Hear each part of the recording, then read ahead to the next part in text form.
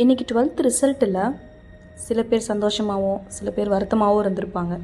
பசங்களை மட்டும் சொல்லலை, பசங்களை பெற்றவங்களையும் சேர்த்து தான் சொல்கிறேன். சிலருக்கு அவங்களோட பசங்க மார்க் சந்தோஷமாக இருந்திருக்கும், சிலருக்கு அவங்க பசங்களோட மார்க் கொஞ்சம் கஷ்டமாக இருந்திருக்கும். நான் மானசி, இது மனதின் மைக். நல்ல மார்க் எடுத்த எல்லா ஸ்டூடெண்ட்ஸ்க்கும் என்னோடய வாழ்த்துக்கள். இந்த நல்ல மார்க்னால் என்ன தெரியுமா? யாரோ ஃபிக்ஸ் பண்ண கிரேடு கிடையாது.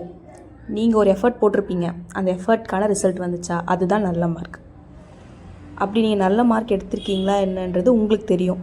அது உங்களுக்கு சாட்டிஸ்ஃபைடாக இருந்தால் அது நல்ல மார்க், நீங்கள் அதுக்காக சந்தோஷப்பட்டுக்கலாம். இப்போ அவங்களோட மார்க்கை நினச்சி சிலர் கவலைப்பட்டுட்டு இருப்பாங்கல்ல, அவங்கக்கிட்ட போவோம். எதுக்காக கவலைப்படுறாங்க? அவங்க மார்க் வந்து கம்மியாயிடுச்சு, அவங்க எதிர்பார்த்தது நடக்கலை அப்படிங்கிறதுக்காக கவலைப்பட்டுட்டு இருப்பாங்க.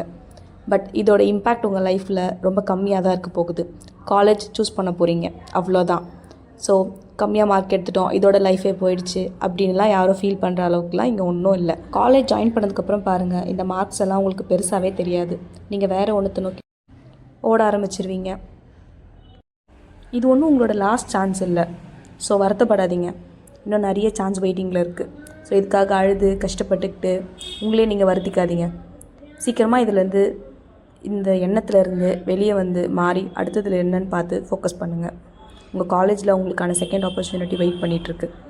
ஸோ அங்கே போய் பெஸ்ட்டாக பர்ஃபார்ம் பண்ணுங்கள். இங்கே நீங்கள் அனுபவித்த பெயினெல்லாம் அங்கே போய் ப்ராக்ரெஸ் ஆகும், சக்ஸஸ் ஆகும், சீக்கிரமாக மாற்றுங்க. So hope you all get what I'm trying to say. போக வேண்டிய தூரம் இன்னும் நிறைய இருக்குது, பண்ணுறதுக்கும் நிறைய இருக்குது. ஸோ இதுக்காக ஃபீல் பண்ணி உங்களோட டைமையும் எனர்ஜியும் வேஸ்ட் பண்ணிகிட்டு இருக்காதீங்கடா 12th பசங்களா. போயிட்டு அடுத்த வேலையை பாருங்கள்.